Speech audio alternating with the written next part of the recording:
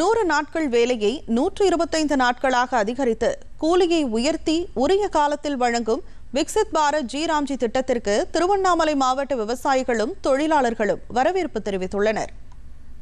இந்த 100 நாள் திட்டம் இப்ப 125 நாள் திட்டமா மாத்திருக்காரு. இந்த 100 நாள் திட்டத்தில் முன்ன சம்பளம் 240, இப்ப 336 ரூபாய் ஏற்றி கொடுத்திருக்காரு மோடிஜி அவர்கள். மோடிஜிக்கு ரொம்ப நன்றி.